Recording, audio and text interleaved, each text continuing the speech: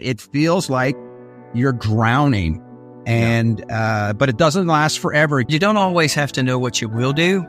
You just have to know what you won't. I am more comfortable in my own skin than I've ever been. The brutal unraveling will turn into a beautiful tapestry. You are not limited by your current reality or your past.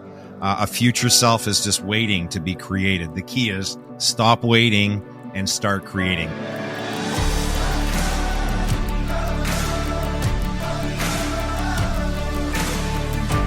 Welcome, everyone. Great to have you back on the show this week. Welcome to the Living Richly podcast. We're really excited about today's episode. Rob and I are welcoming back two former guests who were on the show not that long ago, and both their episodes got tons of great feedback from our listeners. Welcome back, Jason Spears and Steve Osmond. It's like episode 6, Return of the Preachers. Thought that was Return of the Jedi, but that's something else, I think. Whatever. That's something else. Well, it's funny because the show got started. We used to talk about 2 ex-preachers and a farmer, and today what we have is like a doubling of that equation. We've got 4 ex-preachers, and our subject today is, reinventing ourselves, starting over. All of us share something in common, guys, like decades in church life as church leaders and preachers. Life turned out differently for us. We all left that world eventually, and have reinvented ourselves since. And if I was to ask you to describe the process of leaving church and reinventing yourself, that's a huge thing to do, not an easy thing to do. But if you were to describe that in just 1 or 2 words, what words would you use and why? And Jason, I'm going to throw it over to you first. I think for me, it was like one word that comes to mind that just sounds terrible, but hopefully I can explain it. Selfish. Wow. Because for the first time in my life, I needed to be selfish.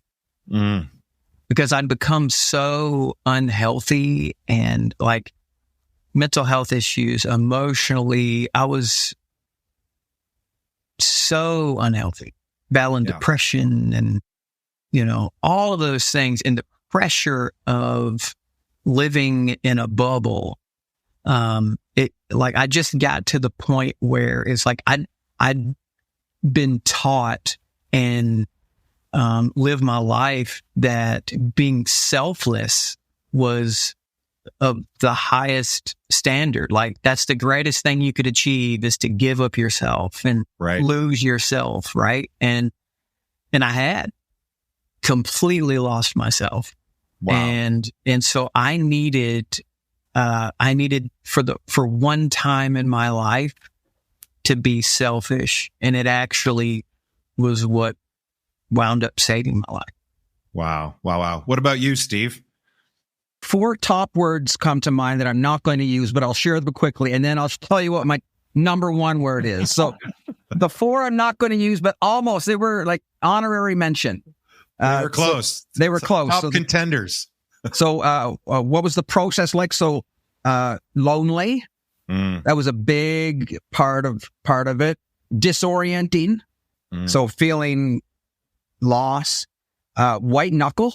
So like, what the hell's going to happen next? So there was a lot of that. Sacred. It also felt like this is a sacred journey that I'm on.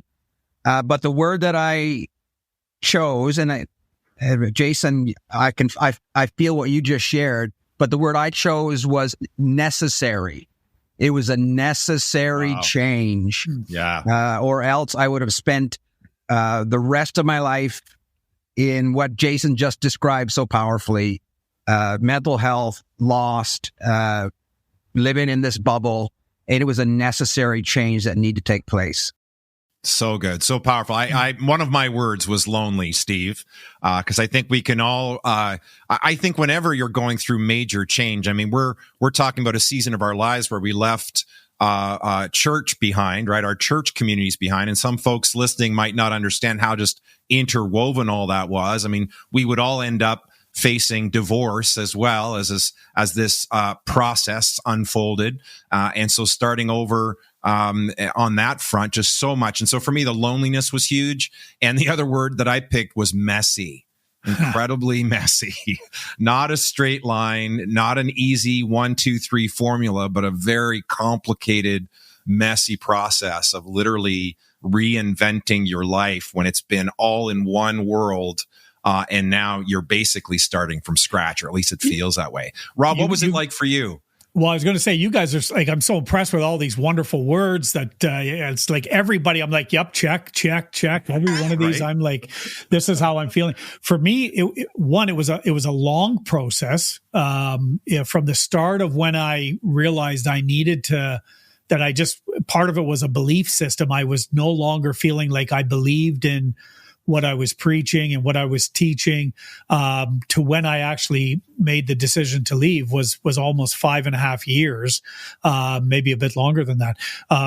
The word that came to mind though was hell, and which is perfect for a preacher to use, right? And I think part of that was because one of the big mistakes I made, if I look back, the regret I have and how I did it was how much I tied in the ending my marriage to also announcing my resignation. I did that in the same announcement.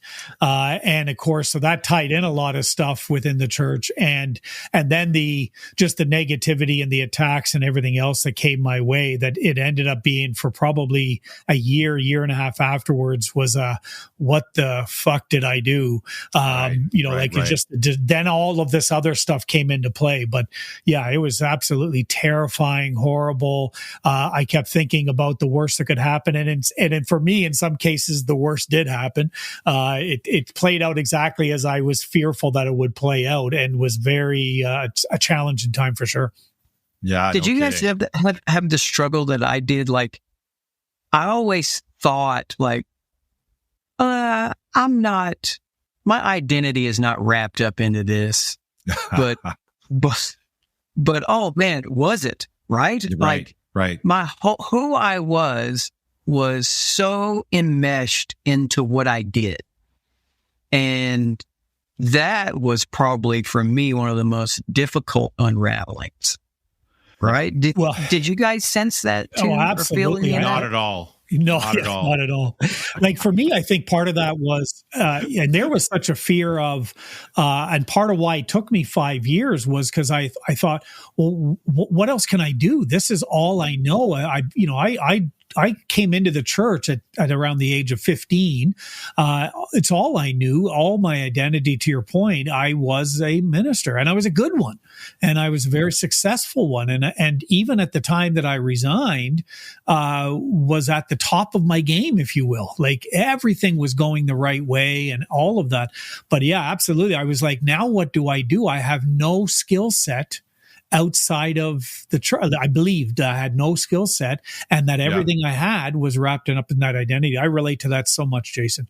Well, and I think whether it's like our stories, which again are very, very similar, we've known each other for a long time, some of us longer than others, but share a very common background. But there are listeners that are tuning in today that maybe they're stuck in a dead end job and have been for years, and they're afraid of making the leap, right? Or they're stuck in a dead end marriage or relationship that's just really not going anywhere. But again, we talk about identity, whether it's identity in what we used to do, or identity in a career or job, or identity in a relationship. I know there's a lot of folks that even will stay married because of the illusion of being a good parent. They don't want to give up the illusion of being a good parent. I think our listeners can totally relate to the identity thing. I certainly can. Steve, how about you? Yeah, when I'm always aware of people listening to something like this, and what if they're not religious and that's not part of their journey? Maybe their reinvention is more career. So as I was thinking about identity, I bumped into a word that I bump into lots, quite often, and that's the word ideology. An ideology is an idea that is beautiful and then becomes a very complex and intricate system that really demands complete loyalty and demands a complete abandonment of self and embracing the ideology. So while for the four of us, it's a religious ideology that we had to reinvent from. For others, it might be a political ideology that they lost their identity in their politics, and now they're just following or towing the party line. Or it could be a cultural ideology or an economic ideology. Or I mean, there's right now, if you're on social media, you are getting bombarded with dozens of major ideologies that are asking people to abandon themselves and find their identity in that particular ideology. And so I'm hyper aware. So because I did that for 40 something years. I abandoned myself to a particular ideology. When I see it now in social media, I just say that you're just trying to get me to buy in, to abandon myself, my own agency, my self-authoring. So while people may not be able to relate to the religious part, there's lots of people that get sucked into ideologies and have to find themselves deconstructing from that, unentangling themselves from those ideologies. 100%. I mean, I think it was Brene Brown who defines community. She says most of us define community as fitting in, but that's not community, because fitting in requires you to sacrifice self, live up to other people's expectations, follow some kind of supposed life blueprint that's not your own. She says true community is belonging for who you really are, right? Showing up as you are for who you are and being accepted as that. But I think so many folks are, to your point, Steve, trapped in another world. And so whether it's, I know that for us, what led to this momentous change was probably a lot of pain. There were some pivotal moments, and I think pain has a way of doing that. But it doesn't always have to be pain that initiates it. But guys, and I get that all four of us are ex-preachers, so any of us given the opportunity to answer this next question could probably take the rest of the show. But if you were to just like summarize it in a short summary of, take us back to that pivotal moment where you knew you just couldn't stay where you were anymore, that you had to make a shift. What was that? What was the straw that broke the proverbial camel's back, so to speak? And what are some of those early challenges that you faced? For me, it was a statement that sounds something like this: "Hang on a second here. Hang on a second. What's going on here?" The ideology that I just spoke of and the belief system just kept falling short. And the promise was, if you try harder, believe harder, fix some words that are out of line and get some new words, and read a new book and have a new spiritual approach, then it'll be fulfilling. Then it will work. And I doubled down and tripled down and quadrupled down on all of that. I went all in, pushed all of my chips, and then extra chips I didn't have, emotional chips I didn't have. Right. And eventually I just said, this isn't working. This is not working. And again, I'm not penalizing anybody else that it works for them. That's fantastic. But for me, this particular brand or breed of spirituality, of religion, just didn't work for me. It was like a carrot on the end of a stick, constantly ahead, and I could never reach it. And so I had, one or two hang on here a second moments, and then 3, and then 4, until eventually I just said, I'm just pretending now. I'm. And then what I was going to say, I so appreciate your story, and there's certainly an episode of where you tell your story, because I remember you share one of those hang on a second moments in your story, and it really is powerful. And I would echo you, Steve. For me, it was I can remember it clearly. It was, and actually this ties into what Jason said about identity. It was when I was on my in 2008. I did a road trip. I jumped on a motorcycle all by myself 3 weeks, and I traveled across the United States. hit up a whole bunch of places, ended up at a big bike rally, a bunch of stuff that I did. What was interesting is, and I connected to all kinds of people along that journey who knew me through Twitter, and they were all bikers, basically a whole bunch of people that were just passionate about motorcycles, who didn't know me at all as a minister. They only knew me as Biker Rob. And all of a sudden, for 3 weeks, I'm experiencing this wrestling of this ideology that I have isn't aligning with the experience I'm having right now. One, these are not horrible people just because they don't love Jesus. And they have no, like, the whole notion that we are doing something really incredible through our, ministry. These people were living life just fine on their own without anybody telling them what it was good and bad. Right now, they got their own hangups. The biker community, just like every community, has its own ideology. And if you're not sure about that, just watch Sons of Anarchy. Right, exactly. Yeah. And many of the other stuff. But it was interesting because for 3 weeks on this road trip, or even in the first couple of weeks, I suddenly was living out a new identity that had nothing to do with the church world. And I remember making the decision, I need to go home and step away. It took me 5 years, but that was the moment to do in that place. Yeah, crazy. What an experience. I remember you telling that story, Rob, on the episode where you share your whole journey. And Jason, you were on the show as well and talk about it, but what was that pivotal moment for you? Yeah, for me, I was sitting in a board meeting, and the suggestion was made, because our church had grown, we had multiple services, we had 1,000 people, and the suggestion was made, well, we need to build a new facility. And I was just like, no thanks. Guys, I just asked you for a sabbatical because I'm unraveling at the seams, and like to take that on, like I didn't have any capacity to start a 18 to 24 month building program where you have to raise all the capital and, all the financial components to it, and going to, that would completely have shifted what our ministry was focused on. Right. And we were really advocates for the poor, and, the poor, the widow, the orphan. That was the thrust of our ministry, right? And that would take us into a whole different shift, and I just didn't have the capacity for it. And that's right. When I knew, I'm like, because of what was happening to me internally, and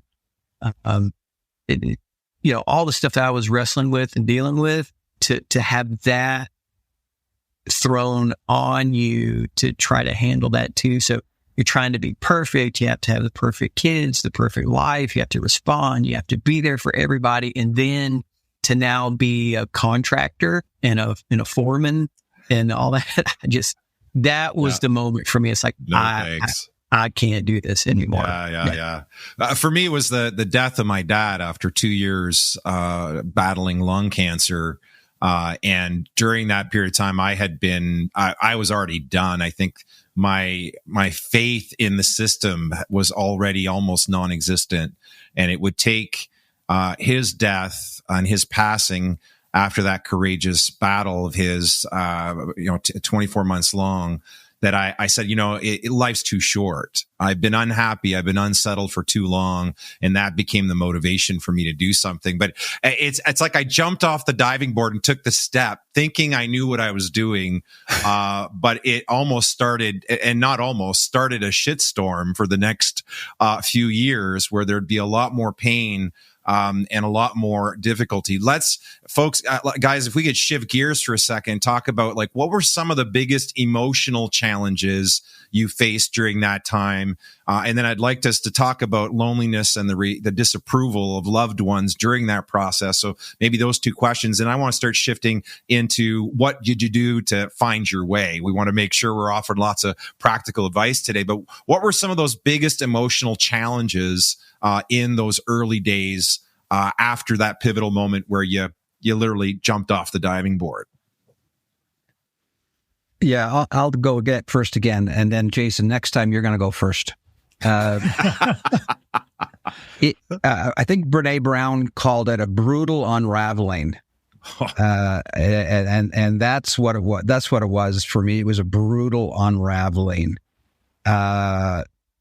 Because it was so much my identity. I was raised in it. I went to public school, high school, after college, my only real career, my income, my social network, my success, everything was attached to this one thing, this one ideology, or this one way of viewing the world. And so it was a brutal, I actually went into some form of nihilism where life lacked meaning completely. Right. When I would, in many conversations, I would say things like, you know what, 100 years from now, they're not going to remember any of us.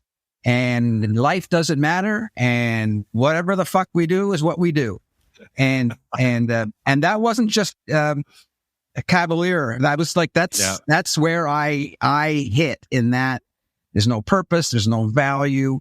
And now looking back, I realize, that's part of that brutal unraveling. We are letting go of something you've gripped for so long. And before you have anything else to grip yet, that space in between is just brutal. Yeah. And the feelings of being lost. So looking back now, it makes sense. But in the moment, if anyone listening is in that moment, I get it. It feels like you're drowning. And, but it doesn't last forever if you keep moving forward. And I don't want to skip ahead to the solutions, but if you keep moving forward, eventually it will make sense. And the brutal, unraveling will turn into a beautiful tapestry of reinvention. So good. Wow. Love that. But the fear is a thing, right? To your point, you're leaving everything you know and knowing that it's not doing it for you, that you're unhappy, that you're burnt out, that you're depressed, that you've lost your way. And yet the fear of launching into something new, and taking that step can be crippling. And it kept me stuck for years, because I had been contemplating making that shift, long before my dad got sick. And yet, like you, Rob, you talk about 5 years. Sometimes it takes a while for this stuff to move itself down into our actions, doesn't it? Jason, what about you? Sorry. Go ahead, Rob. Jump in. Well, I was just going to say, and I just so appreciate what Steve said there, to encourage, and that is for those that are listening that are in that moment. And I know that we're, again, where we are right now, talking where we are in this conversation, where we're going with it. But it is important, even in the hope. And as brutal as it was, I will say this: one of the saving things for me was, in my case, I had you, Eric, where you had just gone through this process. You were a few years ahead of me in the process, and I was able to at least, even though, wait, just so all the listeners are clear, even though I am much younger than you, Rob. Yes, so much younger than me, and so less good looking than me. I've got a great face for radio. But the reality is that I was able to see where you were at, and we weren't close at that point. We were acquaintances. What we certainly hadn't built the friendship we have today. But at least in the midst of all of the, again, hell is the word, going through all of this, I was able to see you starting to come out the other side. And I knew that if I just keep moving, that I would get there as well. And that was probably one of the most important things early on in the process. That's so powerful. Isn't it true that even though we are scared shitless at times to leave the status quo behind and strike forward into a new direction that we've never gone before, that we may be taking that journey frightened, lonely, right? Unsure if we're doing the right thing, thinking maybe we might be losing our minds, like am I crazy to make this leap? And yet what we're doing is giving other people permission and encouragement to say it is possible. I mean, I'm on the other side of it now, as we all are. And I know that all of you have said in one way or another, I am more comfortable in my own skin than I've ever been. And I wouldn't go back and change anything that I did. I might do things slightly differently. Right. But I am so glad I made the leap. And I know that's everyone's story as well. Yeah. I think for me, it was just a fear, right? The fear of actually doing it. Right. Like, it wouldn't be a Four Former Preachers podcast if I didn't say, well, in the book of Exodus, most people don't know what that is. No, I know. They don't. Yeah, but go look it up. No, you can buy it on Kindle. That's right. The children of Israel, right, being enslaved in this culture, right, in this world in Egypt, and then all of a sudden, Moses comes up to be their deliverer, and then they walk across on the dry land, and everything is behind them. And then they get out and they start wandering around. Like, where's the promised land? Now what? Right? So once you actually build up the courage to take that step, it's like, okay, now what do I do? And that's really when even a different fear sets in, right? Like, so then you start questioning everything. You start looking back at, did I actually make the right decision? Could I have lived in that, just to maintain status quo? Should I have done that? Right. Wow. And then second guessing yourself. And it's really not until, like, for me, I was wandering around aimlessly, and it's not until you have that new community to connect with, right? Like, Steve was a huge blessing for me. I was going through my divorce, and I was so distraught in the pain of it, and he would constantly check on me and encourage me, and he would say, Spearsy, I'm gonna call you every week now. I'll ask you 3 questions. 1, are you drinking enough water and not just booze? 2, are you getting enough sleep? And 3, are you spending quality time with people who love you? No, I love that. And it was so powerful for me, because it was like, all right, I'm out here, I'm doing it. And then COVID hits, and so you're isolated even more. Right. Right. And so trying to connect and trying to find that balance, right? And then, Steve had introduced me to you guys, and that was such a huge component for me to overcome my fear of actually being afraid to leave that life to begin with. Yeah, huge. I mean, you talk about second guessing yourself, Jason. For me, part of it was I had such a low, I talk about the deep self-loathing that I had for so long. The biggest second guessing for me was, if only I was a better person, I would have made it work. If only I was a better man, I would have made my marriage work. I would have kept my family together.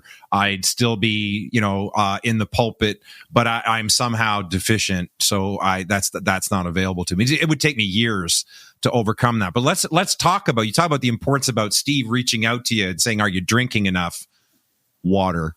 But the outreach and how important that was. Let's face it, the loneliness and the disapproval of people closest to us when we're trying to make a significant change like that. I know Kate has talked on the show openly about what some of the biggest pain she still processes is of breaking up the family unit. She was the one that decided to leave after many, many years of marriage, and she still carries that pain often of feeling that. But the loneliness and the disapproval of others, what was your experience, and how did you deal with it? Jason, you're up first this time. I'm up first now. That's right. According to Steve, I guess it's my turn. I got a lot of, man, what are you doing? Right. Why aren't you using the gift that God has given you? And why did you choose to do something else? Why aren't you in ministry anymore? And, that word ministry just means to help, right? So just because I might not be standing on a platform talking to people every Sunday, it doesn't mean that I have given up my life of helping other people, right? But it was that, I had a lot of gracious, kind people who stuck with me, and I had a lot of good people like you three, who believed in me enough when I didn't even believe in myself. I didn't even believe I could reinvent myself. Right. And, that was a huge struggle, overcoming the self-loathing, like you were talking about, Eric, and just having to cognitively restructure, my mindset. Right. Was so huge, for me. And, but I literally could not have done it, without incredible people in my life. Yeah. Yeah. I think it speaks to the power of community, right? But there is this period, right? In AA, they talk about your upper companions and your lower companions. The upper companions being the people that encourage you and call you higher, invite you to be that best version of yourself. And then there's the lower companions that won't call you on your shit, or quite comfortable to have you wallow in the mud with them because that's where they're comfortable. But when you make a major life transition, sometimes it's no companions. You're stepping out. It's like they talk about, what's it? When God closes one door, he opens another. I remember that saying, right? Well, that's bullshit, right? That may happen in time, but what people don't talk about is life in the hallway, because that other door that's supposed to open doesn't open right away. It often requires you to make that choice, take that stand, say enough is enough. This isn't working for me. I'm dying here. I'm losing myself in all of this. And you take the step, door shuts behind you, and there's the hallway with no clear direction, right? What was that like for you, Rob? I was going to say, and I love that, and using that analogy, the idea that so many people, and some that might be listening, we are waiting because we want the other door to open before we ever close right? So we're holding on to the door and it's still open, and we're looking and peering out, wondering when's the other door going to open. And in most major life changes, regardless of whether they're spiritual or, in our context of what we have, or whatever somebody's going through a life change, there is that leap of faith, I guess is the right word there, right? It's the leap of the unknown into, when is this door going to open? I know for me, I had two kind of really big, on the negative side, two reactions. One was certainly parishioners and people that were closest to me were very vocal in their disapproval. And then on the other side of it was the people that I thought were my peers, silence. And the silence was deafening. I thought, but it would also help me to realize that they weren't my community, because I had very few of them reach out. They are our community as long as we stay within the ideology. Or within the thing. And then as soon as I left it, now I've betrayed it. By the way, if I was still a preacher, I just got a great sermon title. It's called Life in the Hallway. Man, right. A guy in my church, actually, I preached a sermon. This is before I left, called Life in the Hallway. He would go on to write a song about it that was actually pretty powerful. Life in the hallway. I don't think that's it. That's not it. Okay. That's not it. It's something like that. But doesn't any change, again, to your point, Rob, I mean, we're talking about our past here, but whether it's, starting a new job, starting a new career, understanding that perhaps you need to elevate or upgrade your friend group because they're just no longer, where you are anymore, and they're holding you back. All those things come with tremendous, tremendous fear. And I think it's Keegan and Leahy in their immunity to change work. They talk about how most people never in adulthood, never mature beyond what's called the socialized mind, which is this whole drive to fit in. this whole drive to be part of the tribe. And that only a percentage of folks, a small percentage, become self-authoring, where we're defining ourselves and finding our own voice and determining our own future. And even fewer, I think it's less than 3%, become self-transforming. But the power of peer pressure, we think it's only a teenage thing, right? We talk about it when we're teenage, but man, it's a deal when we're still adults. It continues to rear its ugly head. Guys, talk to me about some of the things that you had to overcome in making those changes. What were some of the strategies? We've already talked about a couple of them when it comes to like outreach and support and the upper companions, but what were some other things that were crucial to you navigating this change and now being able to say on this side of it, I've never been happier, I've never been more comfortable in my own skin?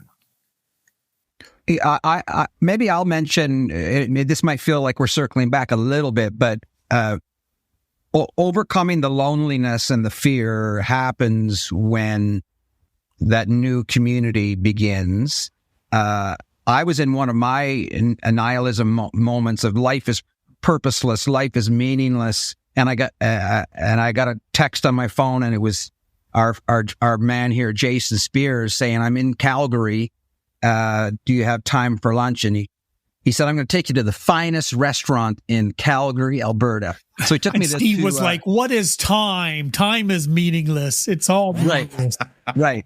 Anyway, he took me he wanted to just go all out and show me how much he cared. So he took me to the Olive Garden. And wow. And Olive Garden, if you're listening, we take sponsorships. That's right. That's right. You might need them after this show. I wanted to say that in that moment, Jason listening, understanding, not trying to fix, but just being there, sparked hope. I mean, I know that I could take you to the table we were sitting at, and what side Jason was on, what side I was on, and the hope that sparked. Because hope, when we were preachers, we all knew that hope are the eyes of the window of the soul. It helps the soul see what could be, and when you lose hope, it's hard to move forward. It's hard to engage in a process of transformation.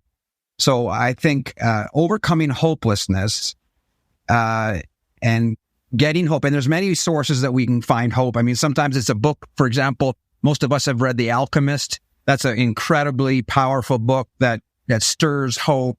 It might be a movie we watch or a story we read that ignites that hope in us. But for me, it was my friendship with Jason, but also, gentlemen, I want to mention you, Rob, and you, Eric, as well. And I was sitting in a pretty dark place, and you extended the invitation to do some work alongside you.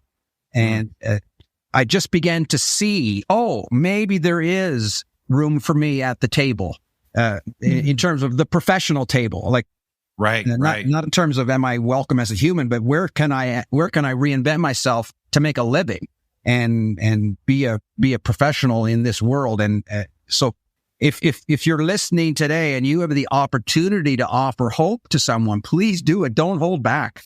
And sometimes it's just a text, or be willing to spend $30 at the Olive Garden. Limited breadsticks, man. Yeah, right. I think that hope is so powerful. It's been called the currency we all long for.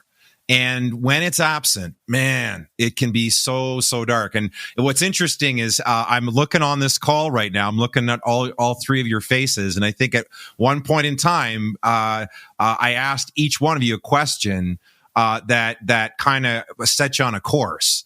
And that question is, have you ever thought about coaching? And it was a question I asked myself years ago when I was making the shift, a question that I asked you guys wrestled with. I mean, here's the reality: finding purpose post-transition, when your entire purpose in life, meaning, the identity we talked about at the top of the show has been in one direction. How do you go about finding it or refining it or rediscovering it post major life change? How would you guys answer that? I don't think I was aware at the time, but now having, it's been really about 12 years since I left pastoral work. So now looking back, I can see what was happening, and it's found in the word adjacency. So what is adjacent to me, to my motivation, to my skills, to my understanding, to my areas where I'm confident? So even if you just made a list of those 4 things, what motivates me? What are my past skills? What do I understand about the world or certain markets or certain industries? And then what am I confident in? And then from there, ask the question, what opportunities in the marketplace are adjacent to those 4 categories? And I'm actually doing this work with a client of mine right now who's transitioning from a significant career position into another position. And until she did that work of actually consciously asking the question, what opportunities are adjacent to me? I don't need to go back to school and totally reinvent myself. Maybe that's what you do. But already, if you've got a history of success, a history of work, there are so many opportunities that are adjacent to you. And so I would encourage you just to say, okay, let's get my hope alive again. And I start asking some questions about adjacency. I would recommend a book. I know you guys always say you're going to put it in the show notes. I should have sent you this in advance, Eric, but I forgot. It's called The Earned Life. The Earned, E-A-R-N-E-D, The Earned Life by Marshall Goldsmith. And it really is a book about how does someone succeed in life professionally. And he's a coach. He's a fantastic coach. And so he writes it from that perspective. And so again, I was doing it unconsciously or unaware of what I was doing. Now, over a decade into the future, I can see that that's what was happening. Yeah. You know, I think I did so I love that you said that, Steve. It was the same for me as I stepped into the unknown. One of the things that I didn't have the language for it. I wish I had the Living Richly model, at the time, of course, right? There's so much that's there now. And that's what I guess I would encourage somebody who is listening now and deciding to make change to certainly go back, listen to some of these episodes where we talk about how do you find I created the language of personal mission. What am I about? Who am I? What matters? And it fits into a lot of what you just said, Stephen. I think that was one of the most freeing exercises because I realized that my identity wasn't wrapped up in what I did. And when I started to understand the passion and all of that stuff, and it was some of the work that even in our, getting certified as professional business coaches, going through some of those exercises early on, there was some stuff that came out of that where I began, and I've kept it. I've had it for probably 10 years now, is this one line that just says, this is what I'm about. And now I can live it out in all kinds of different scenarios because my work isn't the definition of who I am. I'm seeing it from somewhere else. So I absolutely, the tools that we have, even with the Living Richly model, fit into what you're describing, Steve, are some of the things that people can use to first figure out who are you and then worry about what you're going to do next. Yeah. Isn't it interesting that usually massive or major change or life, reinventing ourselves is born out of what we don't want anymore. Yeah. What doesn't work for us. And then I know for me, and it sounds like for you guys too, it would take a while to actually figure out what does matter to me. What is it that I want? What is it that makes me happy? And I think that's why we're so passionate about this movement. Because it's much more than a podcast. It's about people waking up and showing up in their own lives, not just living as puppets to other people's expectations, but finding their own way forward. And that doesn't always need to be major upheaval, but some disruption required, I think, in that process, right?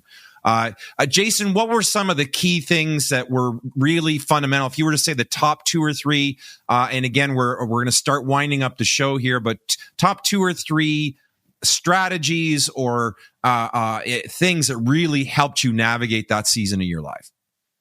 Yeah, to your point earlier, you did ask me the question, have you ever thought about coaching? And I'm like, basketball or, right. But I never thought I could, right? I had to get outside of this belief that I was only as good, like I spent my entire adult life doing this one thing. So to now move into something else, I don't even know if I could do that, right? Because, and I should have sent you this book as well. We'll put it in the show notes.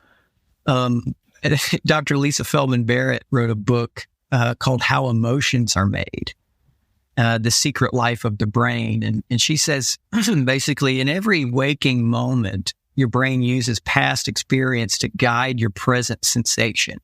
Mm. And so your brain sifts through its library of past experiences looking for something similar to what is currently happening. And that's why you see people who, in the NBA championship game, they're down 1 point. A guy gets fouled, no time left on the clock. He's got to make 2 free throws to win it. And he walks up there and nails both of them versus the guy who airballs one, bricks the other one, and they lose, right? One guy wins, the other guy loses. It's this, I've practiced that enough. Like if your brain can't find in your past that's similar to your present, you're in a state of what most brain scientists call experiential blindness. And so I found myself incredibly blind experientially and professionally going, I don't know. And then so you fight that imposter syndrome and all of those things that constantly attack you in your mind is just changing and shifting the mindset and training and practicing. Like Dwayne Wade was asked, he played for the Miami Heat for all those years. He won championships with LeBron and all that. And he had to make free throws at the end of the game. And they said, Dwayne, how did you step up and make those free throws to win the game? You just made it look effortlessly. And he said, probably because I made 300 of those yesterday. He said, I went up there and said, I just dropped 300 of these last night at practice. I'm good. Like my mind went back to just 24 hours previous to I'd already done that, right? But what happens when you haven't done it? During y'all remember when that guy Sully landed the plane in the Hudson River? Yeah. When the birds hit the engine and everything like that. I heard a pilot talk about. He was asked, man, didn't Sully rise to the occasion? He's like, no, he defaulted to the level of his training. Right. He said, people don't rise to the occasion. They default to the level of their training. And so for me, it was, I needed, I had wonderful people, all of you guys, Trevor and so many other people who believed in me that I could make that transition into this new world and this new life and this new profession, that I spent all of my waking moments practicing. Right. What can I do to create those new experiences? Because you're continually cultivating your past. The experiences that you have today become the past that your brain uses to make predictions for tomorrow. Right. Wow. And so I had to spend every ounce of energy just practicing. I'm not worried about what happens. Like if I don't land that client when I go to a discovery meeting, oh well, but I'm going to invest in practicing, for my tomorrow. Basically. I love that. Gentlemen, lightning round. We're going to go as quick as we can here. So these are bite size only. To the folks that are listening to today's show that are on the edge, they know they need to make a shift, but their fear is holding them back and they're just not sure where to go. Lightning round, words of advice, and you're not limited to one, but I will cut you off when we run out of time. What would you say to our listeners? What's the bit of advice that you have for them from the life lessons you've learned? somehow it will be full circle. Somehow when the puzzle is solved, or when you find yourself in that new place, something in your past that you've succeeded at or achieved will be a major contributor to your future. And that might be professional. It also might be more spiritual or experiential, but something that you're letting go of is going to come back and kiss you on the lips and give you a gift that you didn't even believe could happen. So don't throw everything away. Of course, you can throw some things away, but don't throw them too far. Keep them within reach. Keep them within reach. And there's something about the full circle of life that is going to surprise you. It's so beautiful. Love that. Love that. What about you, Jason? I think for me, I heard somebody say this and it made so much sense to me. It said, you don't always have to know what you will do. You just have to know what you want. And to clearly define that, like, all right, I'm not going back to that anymore, or I'm not going to lean on this, or I know what I won't do. And then go from there, start from there. And you'll, like Steve said, you'll find, a whole new world is waiting for you on the other side. Yeah. Amazing. Amazing. So powerful. What about you, Rob? I would just very simply, the timing will never be perfect. And to recognize, and one of the phrases that both Eric and I use on the show all the time is the universe conspires with you. And if you don't take the leap today, the universe will just set things up again for you to be able to take the leap tomorrow. Yeah, love it. I would add to all that incredible wisdom, I would say, believe a better tomorrow is possible. You are not limited by your current reality or your past. A future self is just waiting to be created. The key is stop waiting and start creating. Last and final question to Steve and Rob. And guys, I'm going to ask you to give me like the elevator pitch version. Your definition of living richly, over to Jason first. What does living richly mean to you? Living richly is being authentic. And authenticity is when your words are truthful and you believe what you're saying and you can live out of that. That's living rich. Yeah, I love it. Beautiful. Living richly for me is an integrated life. I spent a big chunk of my life compartmentalizing. I'm still unraveling that whole weirdness in my brain. But the more my life is integrated, physical, emotional, spiritual, intellectual, the more that is integrated, the more I live a rich life. Yeah, love it. Gentlemen, thank you so much for joining us on the show. Again, it's always a delight. We're sure to have you back. But this has been such a great conversation about the challenges of reinventing yourself, of starting over. And for those of you that are watching, thank you so much for tuning in this week. We appreciate you tuning in week to week and being part of the Living Richly Nation, this incredible community that's forming. We do ask you, if you like the show, please like, share, and get the word out. Help other people get on board. And we're really excited about a new resource available to you. You can sign up for it by emailing us today at info@livingrichlly.me. And it's so relevant to today's conversation. If you don't know what next steps to take, this might be it. We are creating a Create Your Life Vision Guide, and that'll be available as a free resource filled with some questions that you can be asking yourself to help you figure out not what you don't want, but what you actually want, and start crafting the life you've always dreamed of. Thanks again for tuning in, everybody. You can also find all our resources at livingrichlly.me. And until next week, get out there and live your best life.